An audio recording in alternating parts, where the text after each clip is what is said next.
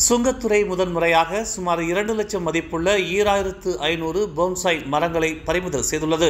கடந்த மே 30ஆம் தேதி board Klang மேற்கு துறைமுகத்தில் 40 அடி கொள்கலனை சுங்கத்துறை தடுத்து வைத்ததாக அதன் துணை இயக்குனர் நோலேலா இஸ்மாயில் தெரிவித்தார். போன்சாய் மரங்கள் மற்ற அலங்கார செடிகளுடன் கைப்பற்றப்பட்டதாகவும் அவை அனுமதியின்றி இறக்குமதி செய்யப்பட்டதாகவும் நம்பப்படுவதாக அவர் கூறினார். கண்டறிதலை தவிர்ப்பதற்காக அவற்றை அலங்கார செடிகள் என்று அறிவித்ததன் மூலம் சிண்டிகேட் தவறான அறிவிப்பை வெளியிட்டதாக இன்று வடக்கு போர்ட் கிள்ளான் சுங்க அலுவலகத்தில் செய்தியாளர்கள் மத்தியில் அவர் இதனை தெரிவித்தார். இந்த மரம் வட ஆசியாவில் உள்ள ஒரு நாட்டிலிருந்து வந்ததாக நம்பப்படுகிறது என்றும் ஒரு போன்சாய் மரத்தின் மதிப்பு ஆயிரக்கணக்கான வெள்ளி இருக்கும் என மதிப்பிடப்பட்டுள்ளதாகவும் அவர் கூறினார். பாஸ் கட்சி ஆட்சி அமைத்தால் முதலில் பயம் வருவது யாருக்கென்றால் அது ஃபோமி ஃபட்ஜிலுக்குத்தான் என்று பாஸ் கட்சியின் பொதுச் செயலாளர் தக்கீயுதீன் ஹசன் தெரிவித்துள்ளார். ஃபோமி ஃபட்ஜில் போன்றவர்கள் அதிகாரத்தில் இருப்பதால் என்ன வேண்டுமென்றாலும் பேசலாம் செய்யலாம் எனும் மமதையில் இருக்கிறார்கள். ஆனால் பாஸ் கட்சியில் உள்ளவர்கள் ஆட்சியில் இருந்தாலும் இல்லாவிட்டாலும் மக்களை குழப்பியும் ஏமாற்றியும் அரசியல் செய்யாதவர்கள் என்று தக்கீயுதீன் ஹசன் தெரிவித்துள்ளார். அரசாங்கத்தின் முக்கிய தரவுகளை மக்களிடம் கொண்டு சேர்க்கும் பொறுப்பை ஃபோமி ஃபாட்ஜில் கொண்டிருந்தாலும் இதுவரையிலும் மக்கள் நலன் திட்டங்களை தெளிவாக கூறாமல் குழப்பிக் கொண்டிருக்கும் ஒரு குழப்பவாதி அமைச்சராக ஃபோமி ஃபாட்ஜில் இருக்கிறார் என பாஸ் கட்சியின் பொதுச் செயலாளர் தக்கீயுதீன் ஹசன் சாடினார். மலேசியா ஏர்போர்ட்ஸ் ஹோல்டிங்ஸ் பெர்ஹாடின் விற்பனை தொடர்பான சர்ச்சை பொருத்தமற்றது என்று பிரதமர் டத்தோஸ்ரீ அன்வார் இப்ராஹிம் தெரிவித்துள்ளார். ஏனெனில் உரிமை அரசிடம் உள்ளது. இது 41 விழுக்காட்டிலிருந்து 70 விழுக்காடாக அதிகரிக்கிறது என்று பிரதமர் கூறினார். முதலீட்டு விவகாரங்கள் PNB ஊழியர் வருங்கால வைப்பு நிதி மற்றும் கசானாவால் கையாளப்படுகின்றன, அமைச்சரவையால் அல்ல என்று பிரதமர் விளக்கினார்.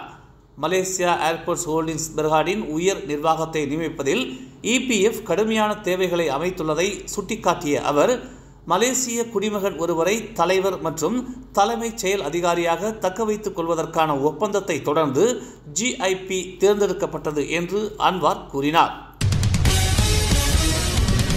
இஸ்ரேல் தயாரிப்புகளின் புறக்கணிப்பு உள்ளூர் வணிகங்கள் செழிக்க அதிக வணிக வாய்ப்புகளை திறந்து விட்டுள்ளதாக உள்நாட்டு வர்த்தக மற்றும் வாழ்க்கை செலவின அமைச்சு தெரிவித்துள்ளது.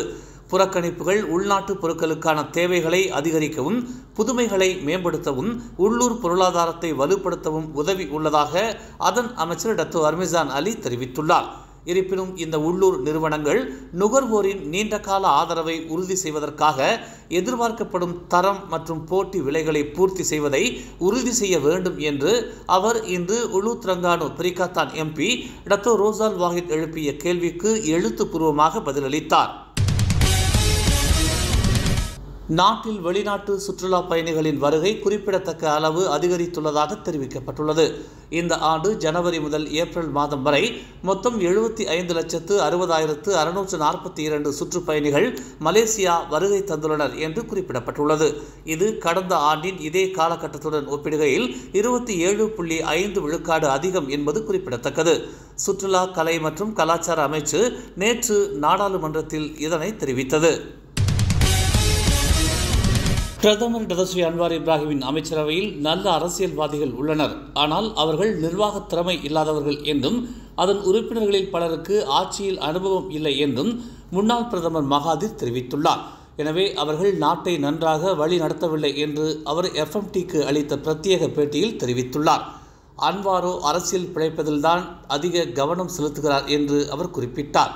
மலேசிய லஞ்ச ஊழல் தடுப்பு ஆணையமான MACC தனது மகன்களான முக்சானி மற்றும் மிர்சான் மீதும் நடத்திய விசாரணைகளை மேற்கோள் காட்டி அன்வார் தனக்கு எதிரான நபர்களை கையாள்வதில் அக்கறை காட்டுவதால் அவர் கொடுக்க வேண்டிய தலைமைத்துவத்தை வழங்கவில்லை என்று மகாதிர் கூறினார். அரசாங்கம் சரியாக செயல்படவில்லை என்று குறிப்பிட்ட அவர் அதனால் பொருளாதாரம் வளர்ச்சி அடையாது என்று தெரிவித்தார். தமிழ் மலர் செயலி நம் சமுதாயத்தின் உரிமை குரலாய் உண்மையின் வாசமாய் மக்களுக்காக நாளும் மலர்கிறது தமிழ் மலர் நாளிதழ்.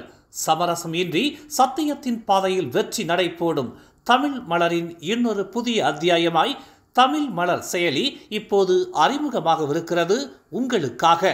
மலேசியாவின் ஆகச் சிறந்த தமிழ் ஊடகமாய் உள்ளூர் தகவல்களை உடனுக்குடன் தெரிந்து கொள்ள மலர்கிறது தமிழ் மலர் செயலி.